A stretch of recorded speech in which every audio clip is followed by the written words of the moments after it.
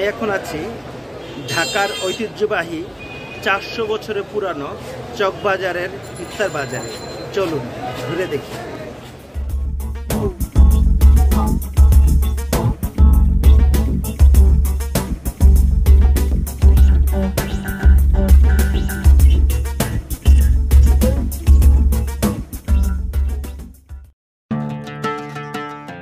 ঢাকার চকবাজারের ইফতার বাজার ঘুরে দেখার আগে আমরা চকবাজারের ইতিহাস সম্পর্কে কিছু কথা জানি। চকবাজারের ইতিহাস বেশ পুরনো। মুঘল আমলে এই জায়গাটি ছিল ঢাকার অভিজাত মানুষদের প্রধান বাজার। শুধু তাই নয়, ওই সময় দক্ষিণ এশিয়ার প্রধান বাণিজ্য কেন্দ্রও ছিল এই জায়গাটি। কৃতদাস এবং কৃতদাসীও বিক্রি হতো এইখানে, সেটাও জানা যায় ইতিহাস থেকে।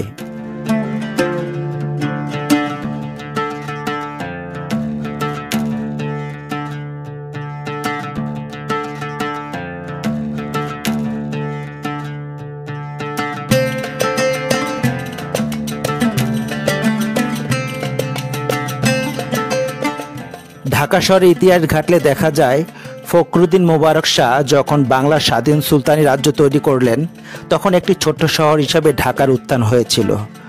১৬০৮ সালে মোগলরা ঢাকায় এসে পৌঁছান। ১৬১০ সালে শহরটার নাম দেয়া হয় জাহাঙ্গীরনগর। ১৬০২ সালে মোগল সাম্রাজ্যের রাজপুত সেনাপতি মানসিংহ বিদ্রোহ দমন করতে এসে ভাওয়াল থেকে সদর দপ্তর সরিয়ে আনেন এখনকার বাংলাদেশের কেন্দ্রীয় কারাগারের জায়গাটাতে। সেখানে তৈরি হয় মোগল দুর্গ। সেই দুর্গের পাশেই ধীরে ধীরে একটি বাজার গড়ে ওঠে। সেই বাজারটি এখনকার চকবাজার নামে পরিচিত।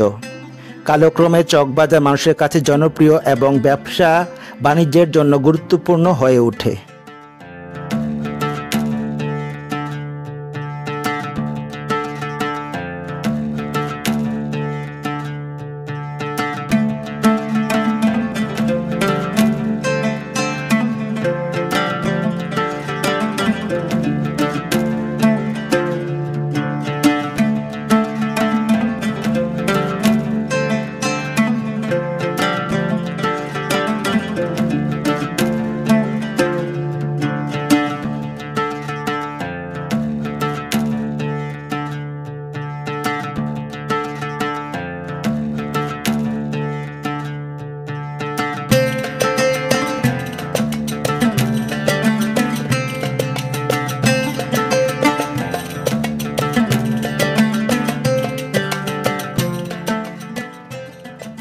চকবাজার ইফতার বাজারটি চকবাজার শাহী জামে মসজিদের পাশে বসে।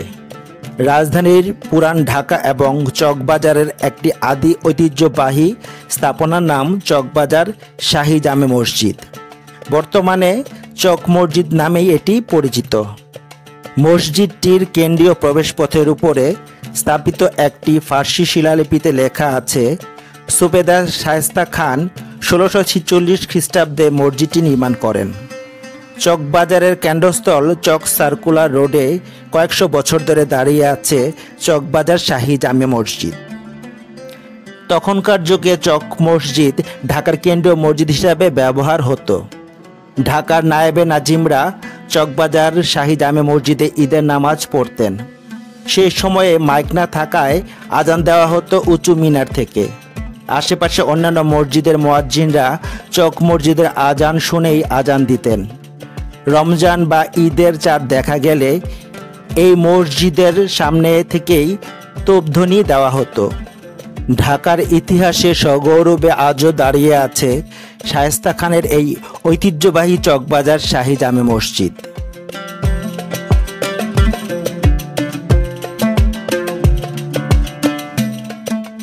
চকবাজার শাহী জামে মসজিদের সামনে একটি কূট ছিল।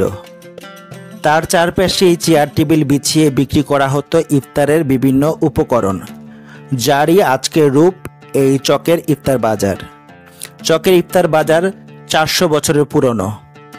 ইতিহাসবিদদের মতে ঢাকা রাজধানী হওয়ার বয়সের সমান চকবাজারের ইফতারের বাজার।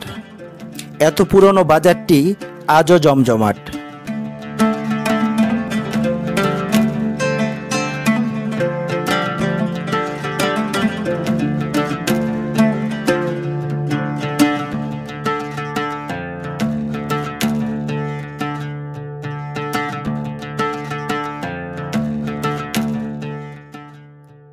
মূলত এই ইফতার বাজারের খাবারের ইতিহাস জুড়ে রয়েছে মুঘলদের ছাপ। আর মুঘলদের রসনাবিলাসের খ্যাতি বিশ্বনন্দিত, যার অনেক কিছু হারিয়ে গেলেও কিছু কিছু আজও রয়ে গেছে চকবাজারে। 16 শতাব্দীতে মুঘল সাম্রাজ্য বিস্তৃত হয়ে ঢাকায় ডেরা ফেলার সময়টায় তারা সাথে করে নিয়ে আসে তাদের রাঁধুনি দলকে। ফলে তার থেকে ঢাকায় শুরু হয় মোগলীয় খাবারের প্রচলন। মোগলদের খাবারে মূলত মশলা এবং তেলের অধিক্য ছিল, যা আজও চকবাজারের ইফতারিতে বিদ্যমান। মোগলরা তাদের জীবনাচারের ধারাবাহিকতায় রমজানের ইফতারকে উৎসবে পরিণত করেন, আর সেই ধারা আজও চকের ইফতারে বিরাজমান।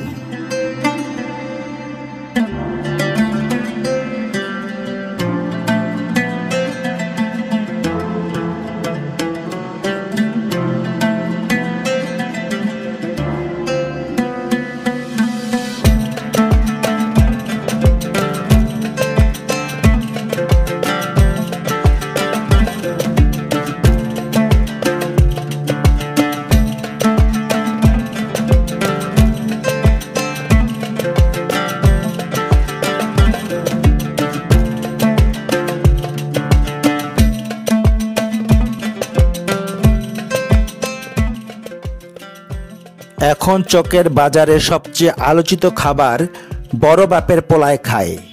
যদিও এটি মোগলদের খাবার ছিল না, এটি মূলত পুরান ঢাকার মুড়ি মাখার ধরন, যা 12 পদ আইটেমের সাথে 12 ধরনের মশলার সংমিশ্রণ। বর্তমানে চকবাজারের ইফতারের দোকানগুলোতে যেসব খাবার পছন্দের শীর্ষে থাকে তার মধ্যে রয়েছে গরু বা খাসির সুতি কাবাব, শাহি ছোলা, শাহি jalebi, ঘুমনি, chicken achari, Kashmiri beef achari, tandoori chicken roll, Halim, মহাব্বতের শরবত এবং দই বড়া। এছাড়াও রয়েছে কোয়েল পাখির রোস্ট, কবুতরের রোস্ট, খাসির আস্ত লেগ রোস্ট, রাজহাঁসের আস্ত রোস্ট, চিকেন অথবা কাশ্মীরি বটি কাবাব, চিকেন কাটলেট ও আস্ত মুরগির রোস্ট সহ নানা ধরনের খাবার। এছাড়া বাঙালি ইফতার আইটেম যেমন পেঁয়াজু, আলুর চপ, বেগুনি তো আছেই, সাথে নানান ধরনের সুস্বাদু ফলও পাওয়া যায় এই বাজারে। এভাবেই শত বছর ধরে টিকে আছে এই ইফতার বাজার, যা আমাদের ইতিহাস ঐতিহ্যকে কিছুটা হলেও মনে করিয়ে দেয়। তাই বলার অপেক্ষা রাখে না, ঢাকার শাহী খাবার ও মোগল ঐতিহ্যের সঙ্গে মিশে থাকা চকবাজারের ইফতার ঢাকার ইতিহাসের একটি অবিচ্ছেদ্য অংশ হয়ে থাকবে শতাব্দীর পর শতাব্দী।